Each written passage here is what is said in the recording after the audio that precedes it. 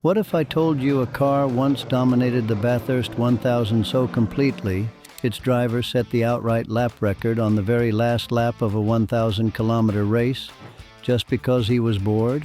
Mount Panorama isn't just a racetrack. It's a 6.2-kilometer meat grinder that chews up the weak and immortalizes the ruthless. Today, we're not talking about cars that just survived the mountain. We are counting down 10 Australian-forged machines that absolutely humiliated the competition.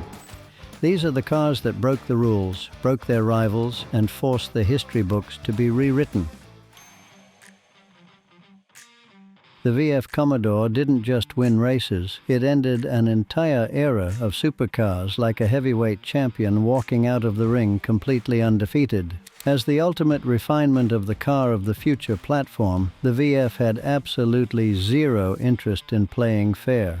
Between 2015 and 2017, it claimed 3 consecutive Bathurst 1000 victories. But it wasn't just about winning, it was about cold, calculated, suffocating dominance. In 2015 alone, VE Commodores locked down 4 of the top 5 finishing positions. Think about what that means. 4 cars from the exact same platform, burying the entire grid. It was the absolute pinnacle of decades of Australian touring car engineering. The VF was less of a race car and more of a demolition job disguised as a farewell tour, and the mountain had absolutely no answer for it.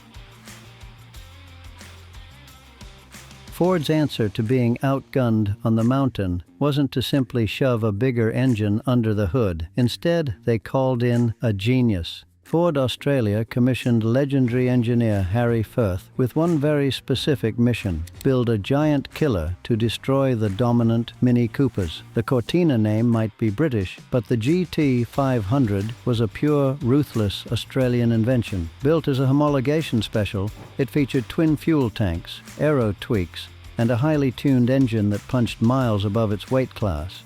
The result? Absolute humiliation for the competition. In 1965, it finished first and second outright, with Bo Seaton and Bruce McPhee locking out the top of the podium.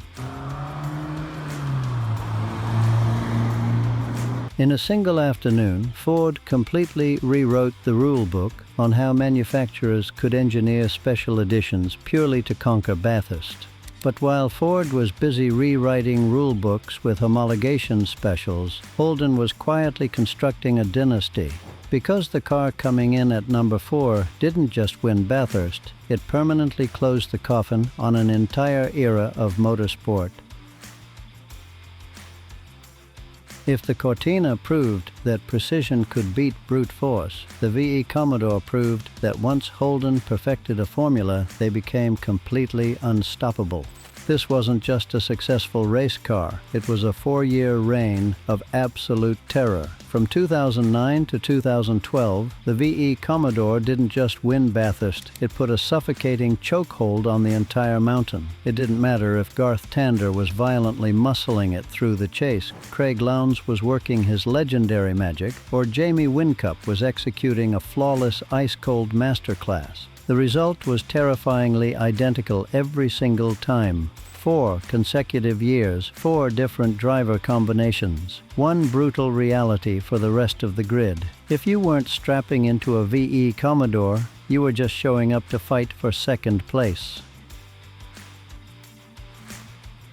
Holden's dynasties were legendary, but Ford was plotting a ruthless retaliation. Enter the Ford Falcon BA and its closely evolved BF sibling, the absolute cornerstone of 888 race engineering's mid-2000s assault on Mount Panorama. What followed was nothing short of extraordinary. Craig Lowndes and Jamie Whincup, operating this exact chassis platform, delivered a legendary 3-peat, winning the Bathurst 1000 in 2006, 7, and 8.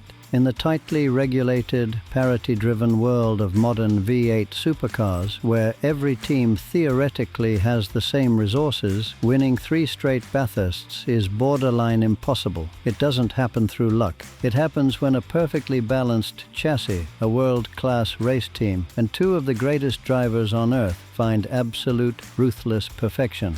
Ford finally had their ultimate weapon, and it bled the competition dry. If a three-peat sounds like the ultimate flex, just wait until we reach number 1. We are talking about a machine so utterly untouchable, it won the great race by an incomprehensible 6 full laps. Step back into 1972, an era where raw, earth-shaking V8 horsepower was supposed to be king. The heavy Ford GTHOs were the overwhelming favorites, backed by Ford's massive factory wallet. The Holden Tirana LJ XU1 had none of that. Instead, it was armed with a 3.3-liter inline-6, unmatched agility, and a critical weight advantage. And when the skies violently opened over Bathurst, turning the track into a skating rink, the massive V8 Falcons began chewing through their brakes and tires.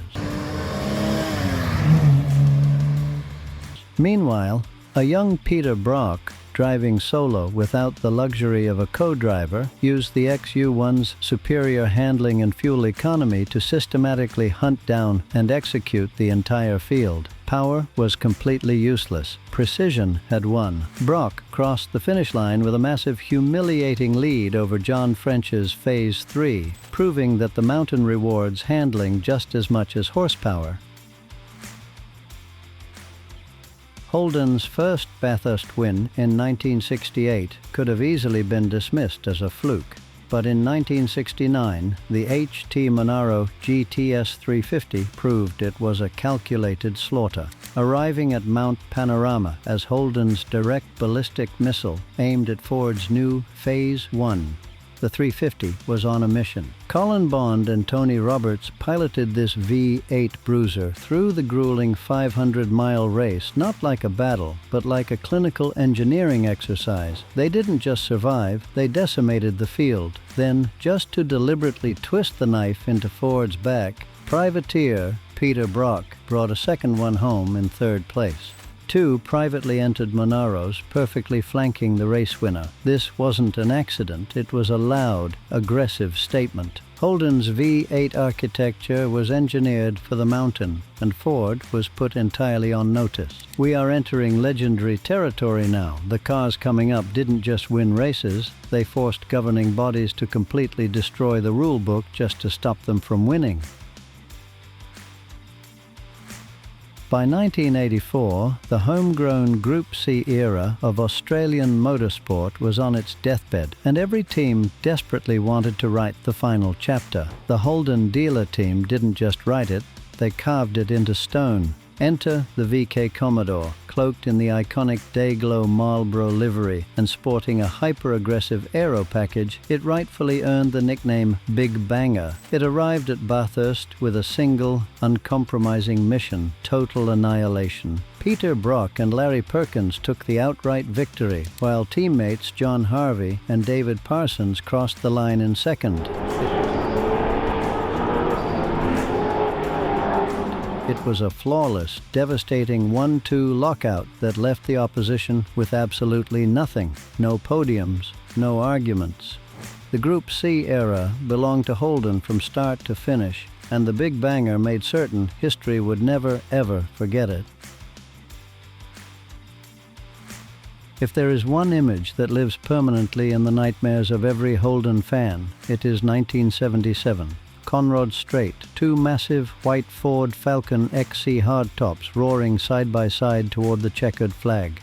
Alan Moffat and Colin Bond had spent the entire 1,000 kilometers systematically dismantling the grid. Even when Moffat's car suffered catastrophic brake failure in the closing laps, the exact kind of disaster that ruins championships, Ford's strategy didn't flinch. As the 2 hardtops swept down the mountain in a perfectly choreographed formation finish, they didn't just cross the line.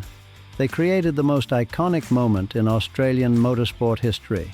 This was a deliberate, calculated demonstration of absolute mechanical superiority, executed in front of the entire country with pure theatrical arrogance.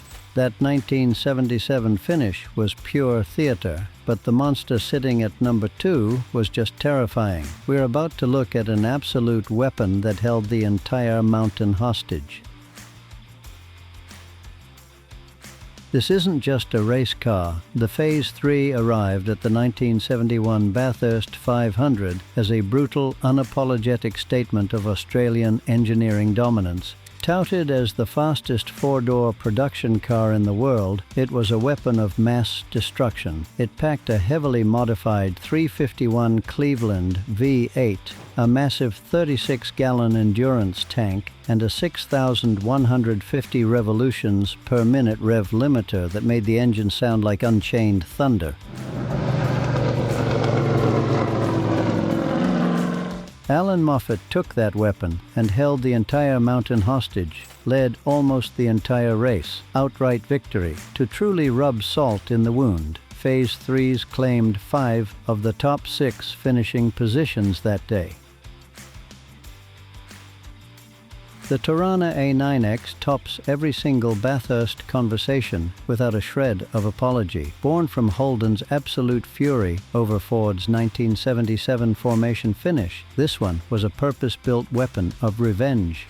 Armed with a 5.0-litre V8 four-wheel disc brakes and a bulletproof Salisbury rear axle, it was engineered to absorb everything the mountain could dish out, and in 1979, Peter Brock and Jim Richards didn't just win the Bathurst 1000. They turned the race into an absolute massacre. They crossed the finish line an incomprehensible 6 full laps ahead of the competition. 6 laps, and just to humiliate the field further, Brock set the outright touring car lap record on the very last lap of the race, the final crushing stamp of authority. The top 8 finishing cars in 1979 were all A9X, total, undisputed, historic domination. 10 machines that didn't just race the mountain, they absolutely conquered it. Which Bathurst legend is your all-time favorite? Type your take in the comments below. Subscribe for more high-octane history. Thank you for watching, and goodbye.